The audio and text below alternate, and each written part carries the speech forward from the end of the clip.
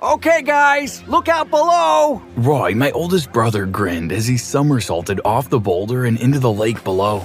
I don't know why she's here. Mom's eyes bore into the back of my girlfriend of 3 years, Heidi, who was already in the water. Deal with it, Mom. I proposed, she said yes, so technically she's a part of the family. I ran towards the lake, not realizing that going into that lake would change my life forever. If you want to see how my life changed, keep watching. My story gets a bit crazy. You see, that's the last memory I ever had. This story is based off of everything in this notebook. That day, I swam around under the water and didn't realize how far out I ended up when I surfaced for air. The last thing I heard was the engine of a jet ski before I was knocked unconscious. I woke up a few hours later in a hospital bed. Where am I? I tried to focus my eyes on the objects in the room. Thank God, Gregory, get the doctor! Dad exclaimed. Dr. McPhee walked into the room and greeted everyone.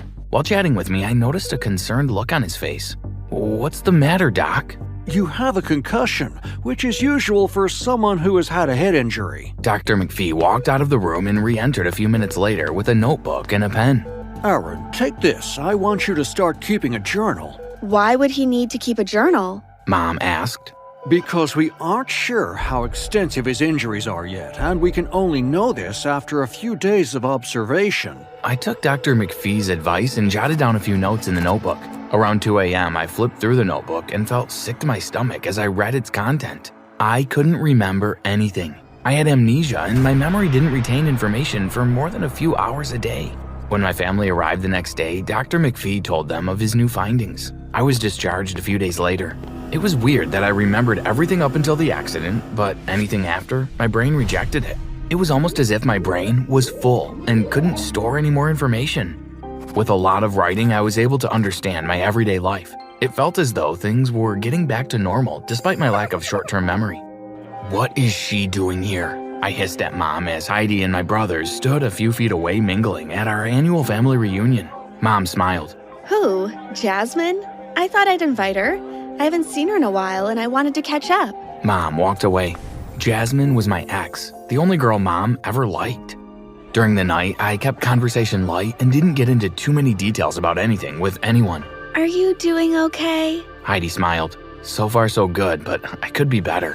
I kissed her. Hey, lover boy, why don't you help your favorite aunt to bring out more drinks? Heidi giggled. Sure, Auntie, I'm right behind you. As I entered the house to get the third case of drinks, Jasmine walked up to me and kissed me. What are you doing? Heidi's voice came from behind me. We were kissing.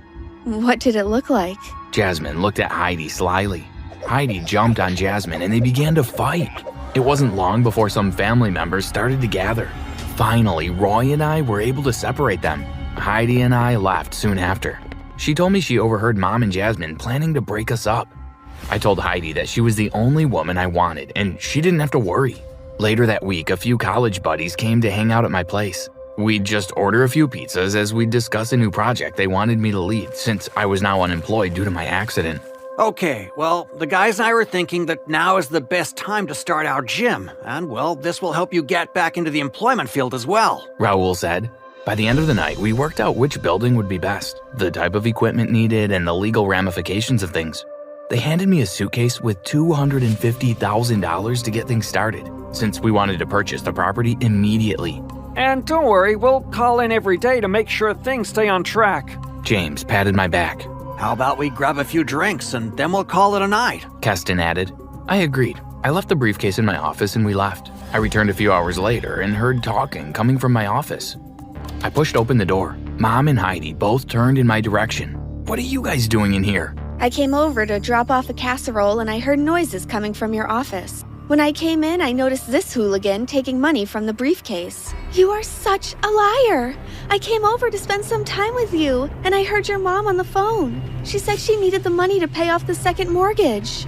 Mom, did you take out a second mortgage? Yes, but... Why? After your dad did that eye surgery and was out of a job about 2 years ago, things were tough. But here you are, nothing but a disgusting, lying, two-timing... Aaron, you better put this tramp on a leash. How dare you allow her to speak to your mother in such a manner?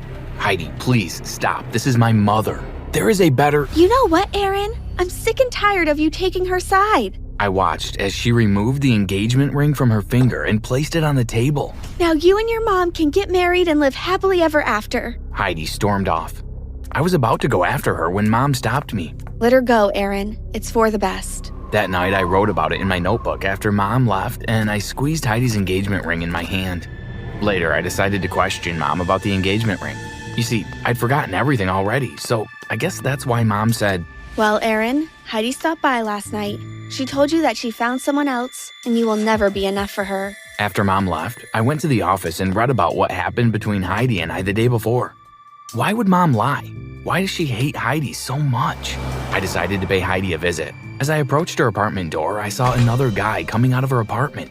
He kept his head down as he passed. I knocked on the door. Patrick, did you forget something? Heidi froze when she realized it was me and not Patrick. Hi. She folded her arms. I didn't expect to see you here. We need to talk about yesterday.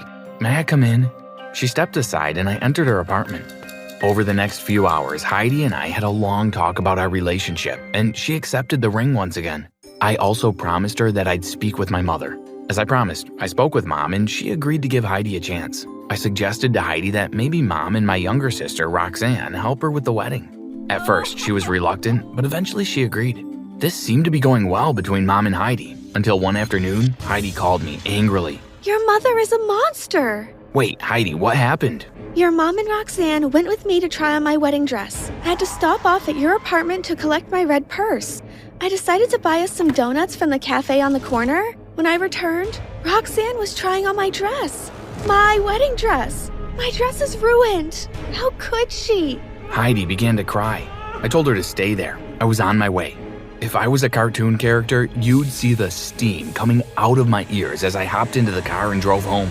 A few minutes later, I unlocked the door to my apartment. Where's Heidi? Mom and Roxanne looked up from the TV. She said she wasn't feeling well and went to lay down. We decided to keep her company until you arrived. Roxanne babbled. I walked over to the TV, switched it off, and glared at Mom and Roxanne. Roxanne, she told me that you tried on her dress and ruined it. How could you try on her wedding dress? Roxanne tried to speak, but I silenced her. Whether you like it or not, Heidi and I are going to get married. I think it's time you both left.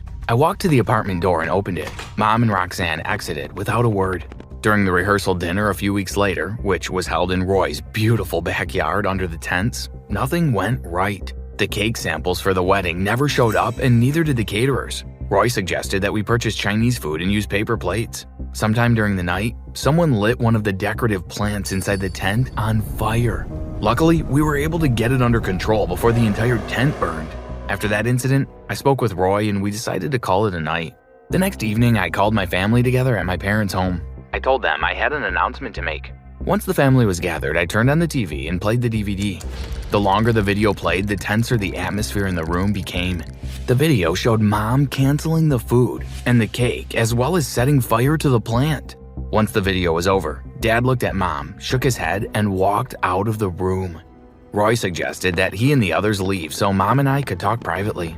Aaron, I'm doing this for your own good. Heidi isn't who you think she is. No, Mom, you're not the person I thought you were. I'm gonna marry Heidi, and there's nothing you or anyone in this family can do about it.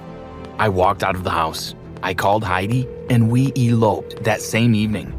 We decided to spend the night at my place, and the next day we'd look for a nice place to honeymoon. But my happily ever after ended before it could begin. By the time I woke up the next morning, Heidi was already gone, and with the remaining money from the briefcase. I checked my accounts, and everything I had was gone. That night, my parents dropped by to apologize, but when they saw me, they knew something was wrong, and I told them what happened. I still have a few buddies at the police station. Let me give them a call and see if we can catch Heidi. Dad exited the room to make the call. Mom sat next to me.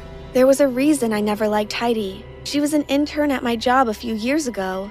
Rumor had it that she used men, and as soon as she got what she wanted, she'd leave. But you came to the office one day to drop off some paperwork for me, and she told me if I didn't introduce the both of you, that she'd make my life a living hell. Mom inhaled deeply before she continued.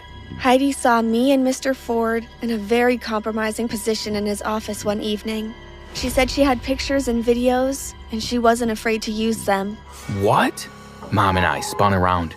You and Mr. Ford had an affair? Henry, it's not what you think. Oh no, it's exactly what I think. You sacrificed our son so you wouldn't have to face the consequences of your actions. How much more selfish could you get? Dad turned to me. Aaron, I'm so sorry you have to go through this. I'll call you tomorrow, but for now, I need to get some air. Dad walked out of the apartment, followed by Mom. A few days later, Heidi was caught with Patrick. Most of the money was still in the briefcase, so I was able to finish establishing the business with my friends. I got a divorce, and Mom and Dad are on rocky territory, and honestly, I don't know if their marriage will make it. As for me, I still use my notebooks to keep track of things. I wish things turned out differently, but hey, sometimes you have to use the lessons in life to make better choices in your future.